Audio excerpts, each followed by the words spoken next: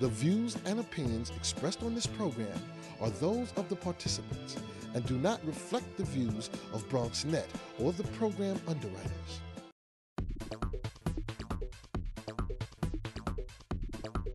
Bronxnet. Your voice, your views, your vision. We do what we like. We do what we could. In the end, it's all good. In my Bronx backyard.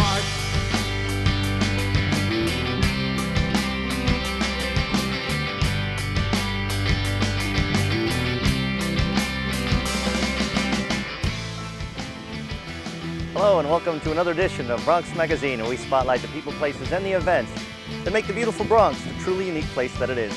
I'm Derek Woods here in one of those hidden treasures of the Bronx. It's Barretto Point Park, right on the tip of the peninsula here in the South Bronx, Hunts Point. It is certainly the newest addition, or one of the newest additions, to the Bronx park system, and it's certainly one of the finest. With spectacular water views overlooking the East River, it is definitely the definition of what we'd call an urban oasis. Now, I'm sorry I haven't got a new mag on recently, but it's been a very busy summer for both myself and Bronxnet. Back in May, I was fortunate enough to be involved in an historic first flight to the west of Ireland and found out why that part of that country is very similar to our own. There was a real lilt of Irish laughter and excitement in Terminal 4 as a new era in air travel to Ireland was launched recently. For the first time ever, there will be regularly scheduled flights to the west of Ireland via Scottish carrier Flyglobespan. It's a service that is expected to reap big benefits on both sides of the Atlantic, with Mayor Mike Bloomberg playing a key role in securing the air route, cutting through red tape in an effort to lure Irish tourists and shoppers to New York City. Flew his own plane in, and in a very brief meeting, basically the mayor said, well, why not? And they said, well, because of varied regulations on the U.S. side. And, well, within days, the plan of action was there. The mayor came over and actually, through his first deputy mayor, Kevin Sheehy, absolutely, in record time, cleared every obstacle. But the move will also benefit Irish immigrants and Americans with relations in Ireland as well. With an historically low fare to the island during the start of the peak tourist season, the inaugural flight saw many Bronx Irish visiting family and friends. Yeah, it means an awful lot to us because it's much nearer than Shannon. We had to travel from Roscommon to Shannon, and my daughter is delighted that she hasn't to drive. She doesn't have to drive that far. Well, it'll mean an awful lot to people in the west of Ireland, mid-Ireland, Midwest, all over Ireland. They're travelling to Knock anyway. So it's going to be a boost to Knock and boost the west. Soon after the inaugural flight from Ireland touched down, American Ambassador Thomas Foley greeted the chairman of Ireland West Airport Knock, Joseph Kennedy. Foley was booked on the flight to Ireland, and Kennedy, in appropriate Irish style, serenaded the plane and passengers with a fond farewell. Sweet Irish lips will bless me, and an Irish heart will caress me. When it's moonlight in Mayo. Second verse, totally different words. To be on an inaugural flight from my hometown now in Ireland, in Knock, County Mayo. It's now called Ireland West Airport Knock. But we changed the name of the airport from plain Knock to Ireland West Knock Airport because there's 60 or 70 million people in Britain and a lot of people in Europe, of course, and they wouldn't know where Knock was, so they now know that Ireland West is where Knock is. So it's a very historic day, and I'm absolutely thrilled that it's happened after all these years. It's going to be more convenient for a lot of people, but it also follows right on the heels of the new Open Skies Agreement, which is, we think, going to expand the overall access of aviation services between New York and Ireland. So I think it'll be more Irish coming over and more Americans going over to Ireland. So it's a great thing for both countries. With a flight time of just under 7 hours, there was lots of time to reflect on similarities that the Bronx and our destination in the west of Ireland share. Both are connected to an extremely powerful economic and tourism engine, but they often fail to share in the rewards.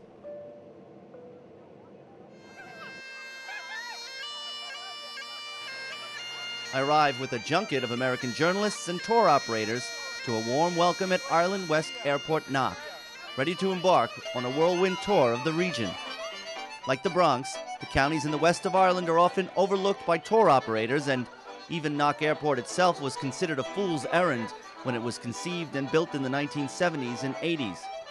It was envisioned to help stimulate the regional economy and accommodate pilgrims to the internationally known holy shrine at Knock nearby.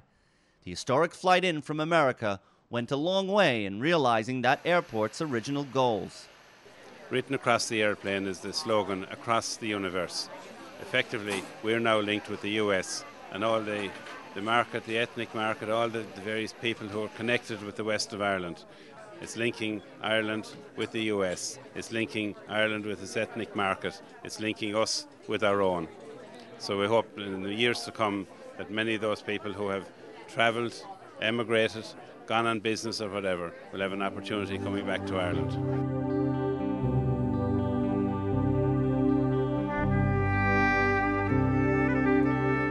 While in Ireland, the picture-perfect weather provided the backdrop for this ancient and awe-inspiring landscape. Across the three counties, many former estates have been turned into luxurious accommodations that meld the old with the new. Sport and fitness is one of the overall themes, making it a true golf and angler's paradise and destination. Great nightlife is always a given, but it's easy to forget that not so long ago, this entire region and nation couldn't even conceive of such pursuits. To learn more, we went to the Museum of Country Life, a part of the National Museum of Ireland. Well, the National Museum of Ireland Country Life opened in September 2001, and we're home to the National Folk Life Collection. So many Americans or Europeans or even Irish people will feel connected to this museum here because it tells the story of how Irish people lived between 1850 and 1950. So I'm sure many of your listeners will actually remember stories, maybe their Irish grandmother telling how they made their traditional crafts or made traditional bread or carried out their daily lives, and that's what this museum is about. It tells the story of how those people lived in that period. The west of Ireland is one of the forgotten treasures, or the undiscovered treasures really I should say, of Ireland. We're not like Kerry or the south coast in that we have a huge amount of visitors. We're growing in popularity all the time, but I think what's attractive and what's unique about the west of Ireland is that it is untouched. A lot of it is untouched. As well as the lakes, the rivers, the mountains, it's absolutely beautiful. People will enjoy their visit to the west of Ireland here. While not meaning to sound cliched, a trip to Ireland really is a visit to a magical place, and one whose images and memories will stay with me forever.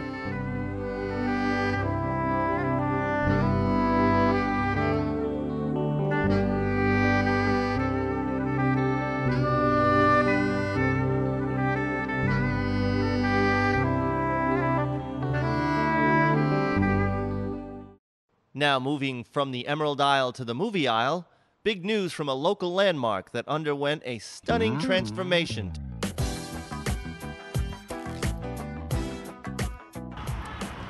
Hollywood glamour on the concourse as the Utopia Paradise Theater hosted the Bronx Ball 2007. Sponsored by the Bronx Tourism Council and Borough President Adolfo Carrion Jr., the black tie event was a sensational finish to Bronx Week 2007.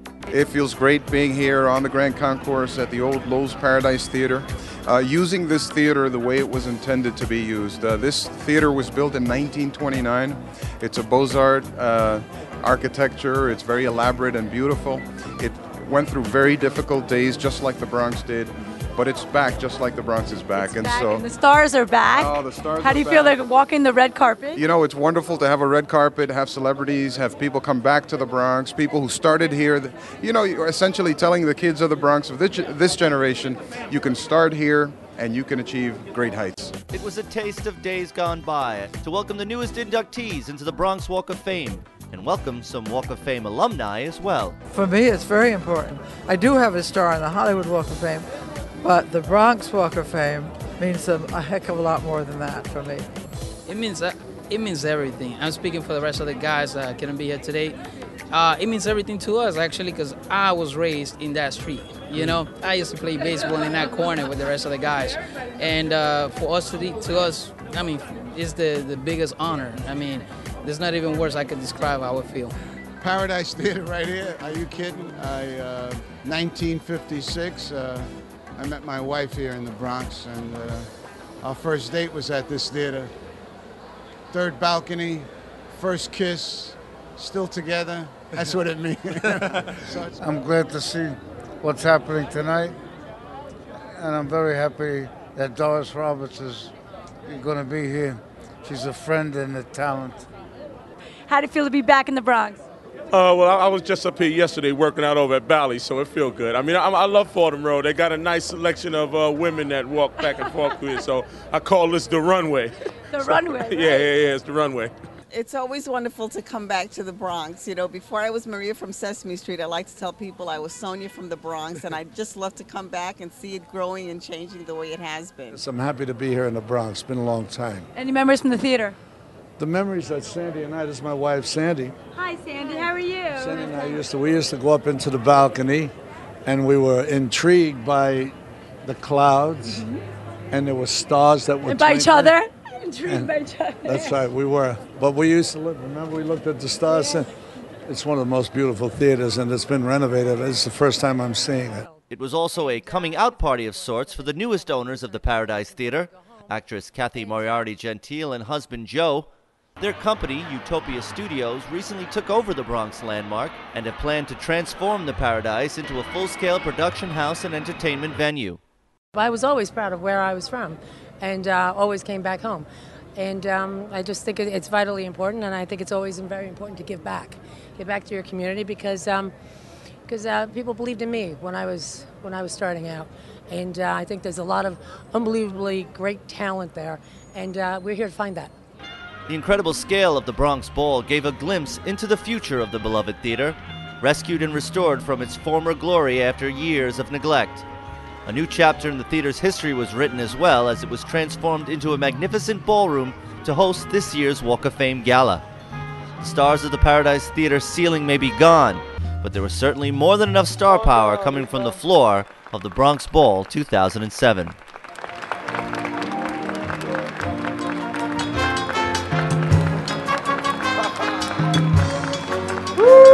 Go, girl. I walked these streets many times. In fact, on this stage in 1956, Chuck Berry, Alan Freed, myself, Rock Around the Clock came out, and we had a premiere right here in person and the film. So there's a lot of energy in this place. Ladies and gentlemen, Doris Roberts, please put your hands together.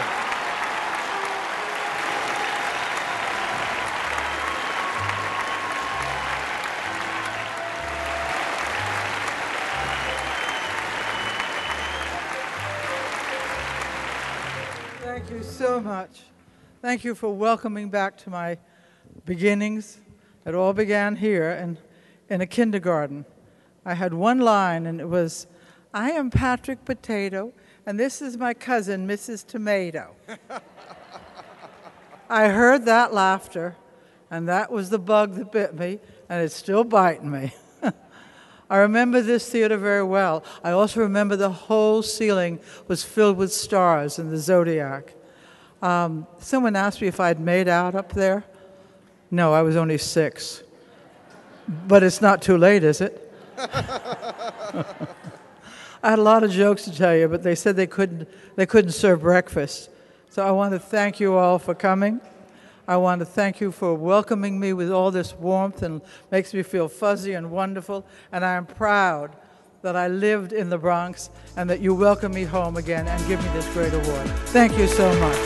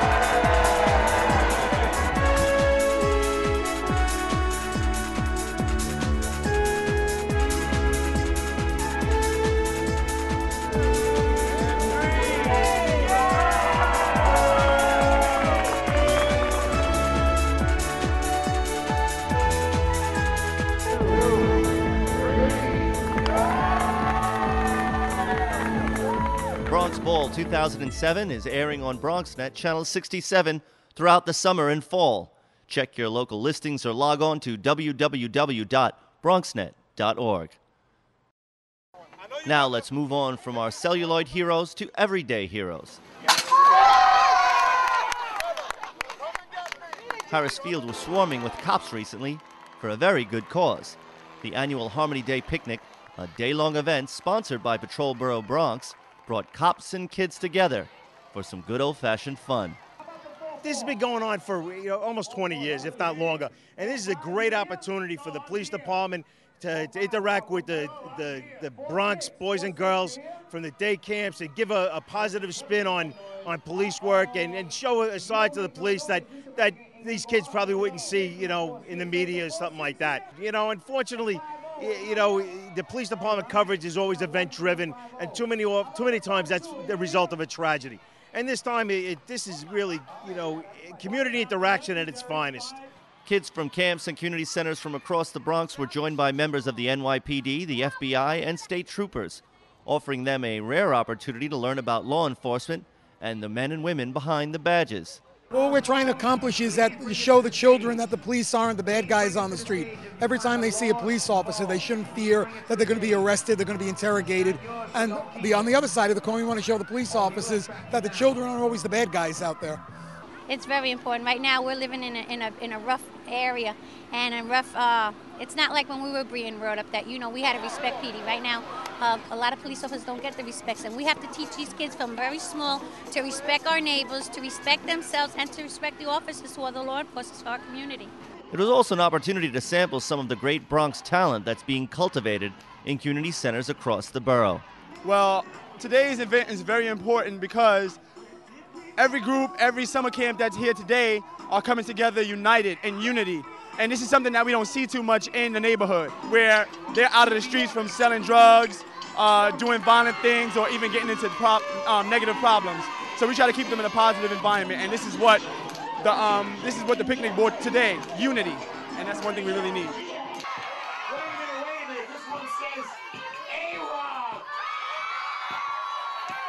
Moving on from everyday heroes to forgotten heroes.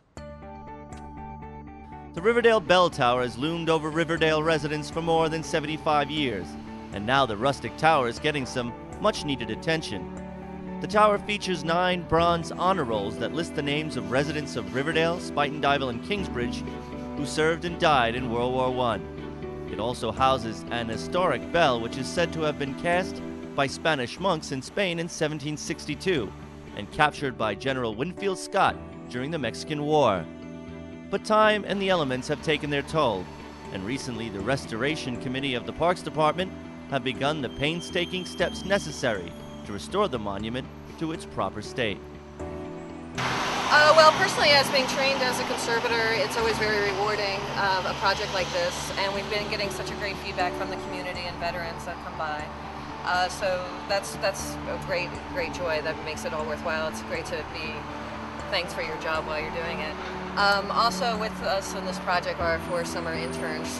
They're all either entering or are in or have graduated from a graduate level conservation program.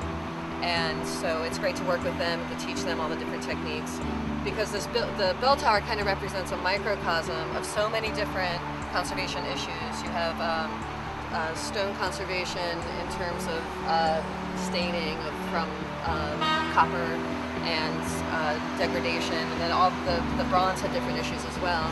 So it was great to use this as a teaching project as well. The community here is, so I'm very happy with the work that we're doing.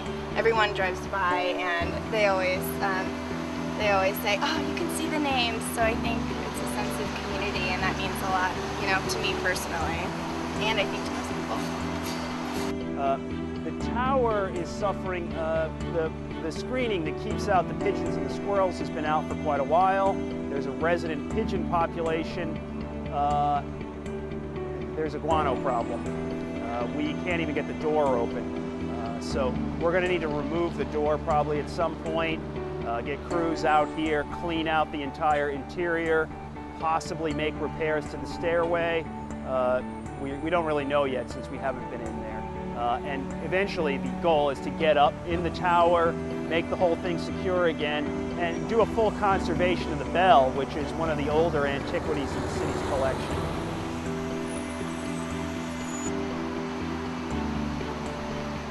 While we're on the topic of restorations, efforts continue towards the reopening of the historic High Bridge. The High Bridge is New York's oldest bridge and most celebrated part of the famed Old Croton Aqueduct. The High Bridge was built about 150 years ago as a very critical piece of bringing fresh, clean, pure water to what eventually would become millions of New Yorkers. And it made the city more accessible by providing clean water. And now we want to go back and make the bridge, which created a lot of New York history, more accessible for many people. Groundbreaking ceremonies were held on the Manhattan side for new construction that will facilitate future access. Well, today's event is crucial because it's one thing to fix the bridge, but if you cross from the Bronx, which is very nice, the Bronx side of the bridge has all been done. But if you were to walk across, say we got this thing fixed up, you would dead end into the side of a cliff right here on the Manhattan side and have no place to go. Because years ago we lost the path network and the stairs that bring people up and down from the Manhattan side of the bridge. So this is a crucial step. The High Bridge was closed in the 1970s, but last year the city announced it will begin rehabilitating the span in 2008, with hopes to have it open by 2011, much to the delight of community leaders and activists on both sides of the bridge. And you have to give the credit to the advocates, to the community residents, to the people who participated in the Catalyst Project, to the community leaders and civic groups who got together as part of this High Bridge Coalition and put it on everybody's radar. If it hadn't been on the radar at City Hall, at the City Council, at the state legislature and Congress, it wouldn't have gotten this money. We'd still be sitting here scratching our heads thinking, where are we going to find $60 million, $70 million, $80 million? And each year it gets more expensive. The High Bridge has been overlooked for so long as a jewel for the city, for two very special neighborhoods, Washington Heights and High Bridge in the Bronx. It's a neighborhood connector, it's a social connector, it's a historical connector, and the same way that it was used 159 years ago to bring water into the city, now it's going to, when it's reopened, it's going to be an opportunity for people to bring that flow of life and that flow of neighborliness, and for people to connect across two boroughs.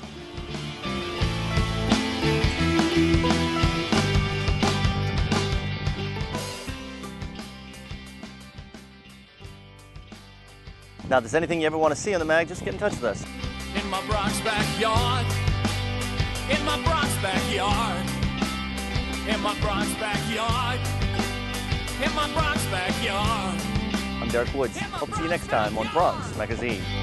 In my Bronx backyard, in my Bronx backyard, in my Bronx backyard.